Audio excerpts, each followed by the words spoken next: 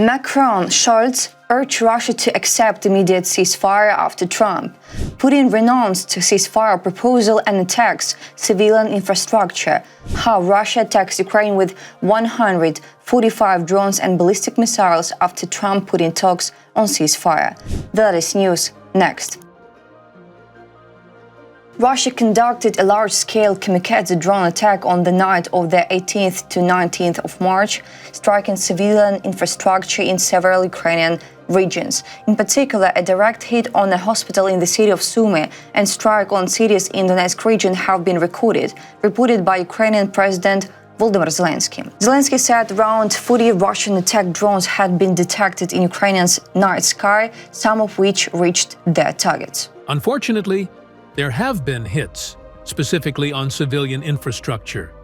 A direct hit by a Shahed drone on a hospital in Sumy, strikes on cities in Donetsk Oblast, and attack drones currently in the skies over the Kyiv, Zhytomyr, Sumy, Chernihiv, Poltava, Kharkiv, Kirovohrad, Dnipropetrovsk, and Cherkasy oblasts.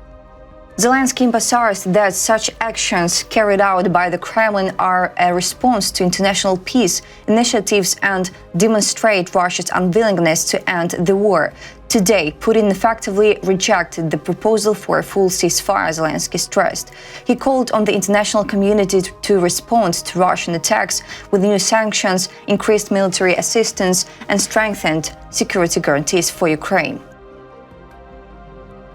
Now we have information that the Russians attacked Ukraine with 2 Iskander-M ballistic missiles, 4 S-300 surface-to-air missiles, 145 Shahed attack UAVs and decoy drones of various types on the night of the 18th to 19th of March.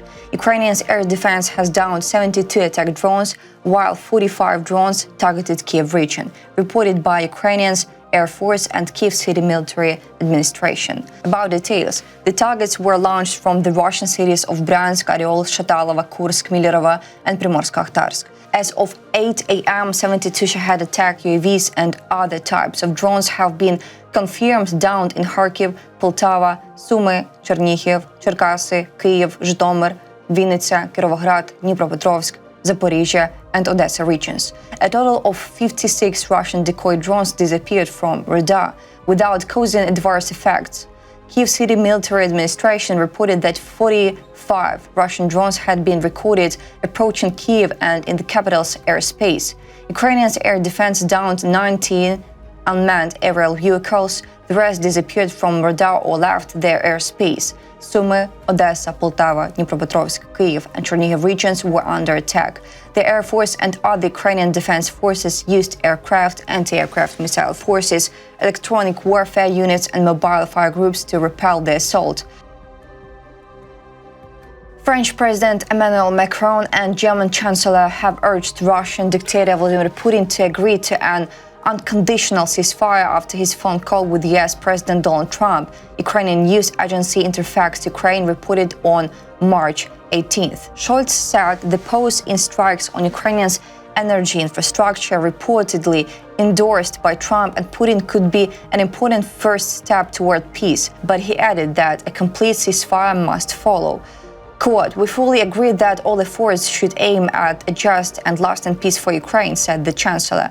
The announced call to halt attacks on the energy infrastructure may be an important first step. The same applies to initiating technical talks on a ceasefire at sea. He added that he and Macron share the view that there should be no decision regarding Ukraine without Ukraine. Clearly, US support is and will remain indispensable, Scholz said. That is why it is vital for Washington to continue its military assistance to Ukraine. Macron underscored the importance of a clear and fully respected ceasefire in Ukraine. Initial steps are being taken, but the goal must remain the same: to secure a solid, measurable, and verifiable ceasefire, begin detailed and comprehensive peace negotiations that can pave the way for a strong and lasting peace along with its guarantees. This remains our objective. He echoed Scholz in saying that achieving this goal is impossible without Ukrainians' participation in the talks. During the call with Trump, Putin refused to accept an unconditional ceasefire, reiterating his maximalist demands for all foreign military aid to Ukraine, sees as a precondition on top of Kyiv halting mobilization. Although the dictator reportedly agreed to a 30-day pause on strikes on Ukraine's energy infrastructure, Russian kamikaze drones attacked Ukrainian cities hours after the US-Russian talks. Evidence of war crimes valued at $26 million may have been deleted due to the US suspension of a program to track Ukrainian children abducted by Russia, reported by European Pravda. US Democratic lawmakers will call on President Donald Trump's administration to restore a program that helps track thousands of Ukrainian children abducted by Russia.